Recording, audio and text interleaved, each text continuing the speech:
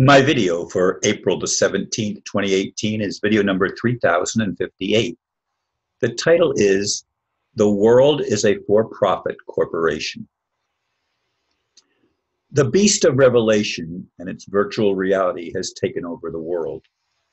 Yes, we can still connect with the reality beyond this world, but that is a huge challenge for most people. The money masters couldn't care less regarding the effect of turning everything into for-profit enterprises. I'm convinced many of them are not even human. I would go so far as to say that they are demons in disguise.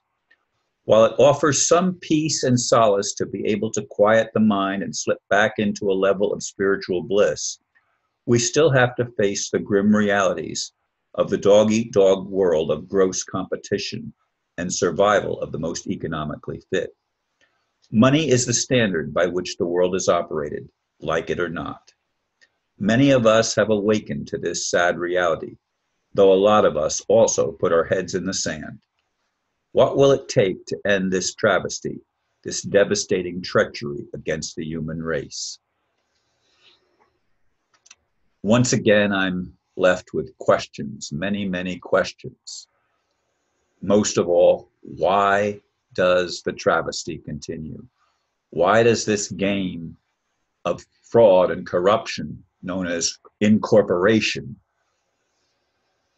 keep going on and on and on and getting worse and worse and worse? Someone sent me a thing about Australia, how it used to be that people could survive, kids could put up lemonade stands on the corner, which I had people in my neighborhood growing up in the United States that did that. But many of the private enterprises are now illegal in Australia. And I'm sure that's true in other places around the world too, and probably even in the United States, although I'm not aware of it because it's not part of my realm of experience at this time.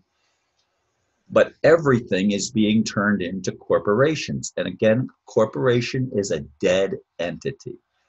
It has no life force. It's totally controlled by money, period. And money is worthless pieces of paper put out by charlatans, printed by charlatans to control governments, to control businesses, and yes, to control people. You and me are controlled by money. We may not like that. We may say, well, Ron, that's not very spiritual. Well, we live in a physical world. We have physical bodies. We may say, well, it's mostly, look at science has told us that the body is mostly just thin air. It's just a little bit of a nucleus surrounded by a bunch of empty space with electrons floating around in it. And that's the makeup of physical reality. Well, whether that's true or not is irrelevant. It seems solid. The world seems real. And reality is not determined by something out there. Reality is determined by what we experience here now. Here and now, this present moment is what really matters. I hear that all the time from spiritual teachers, and yet they say the real reality is out there somewhere. It's not here. Which is it? Which is the reality here or there? To me, it's both and. It's here and it's there, but there's a disconnect. That's the problem. The disconnect is the problem. The problem is we've been enslaved by this idea of money, which overrides our compassion, overrides our connection to one another, and our responsibility to live to a higher standard, that of caring. It was brought to my attention in a recent meeting of a wealthy, I forget even, perhaps it was in Africa. I'm thinking it was in Africa. I could be wrong there. But this, or was it India? One or the other of those two, I'm pretty sure. This very wealthy person who had earned a lot of money in his life, as he retired, he took care of 200 families financially, feeding them and making sure they could survive. Uh, a, a benefactor of his community.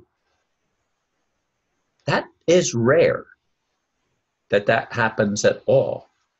But there are still people with good hearts, even among the elite class, that rise to positions of political and economic prestige in this world. But it's becoming more and more rare, unfortunately. It's definitely not the norm. It's definitely not a standard that people that strive for advancement strive to become. They don't become benefactors, they become controllers. Those that impose harsh and more harsh rules on people to make it more and more impossible just to survive. So that most families now cannot survive on a single income. If they have 2 or 3 or 4 kids, they can't survive economically unless both the mother and father are working full-time jobs. And kids are warded off into daycare centers. And it's an insane mess that we have in this world because of money, because of greed, because, unfortunately, because our Creator doesn't give a damn about us to actually change the situation in which we find ourselves, like it or not. There are some of us that are so asleep that we don't even realize there's a problem. It's just the way it is. And don't see it as something that is actually enslaving us. But money has always been a system of enslavement from its inception, according to things that I've studied as far as origins of things.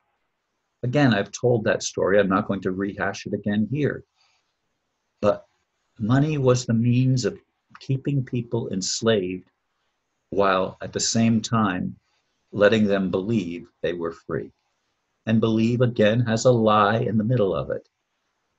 The lie is we are only free when we no longer need money, when compassion is the means by which we transact our lives and our business, if you will. It has nothing to do with money. It has to do with the condition of the heart. And demons don't have hearts for goodness. They don't have hearts for truth. They don't have hearts for anything other than control. It's all about control, folks. And that needs to come into our consciousness to the point where we can see it and change it. And hopefully we will get the divine help that we need, or extraterrestrial or angelic or whatever realm you want to call it. But something has to change, or the world will be destroyed yet again. It's already been destroyed in the past a number of times, but it's going to happen yet again in our general lifetime period of the now, the 21st century. It's going to happen again unless something changes. Donald Trump is not the answer. Government is not the answer. It's going to take an act of God to bring about the positive changes, and especially the change of heart that's necessary in humanity itself. Thank you, folks, for listening, and namaste.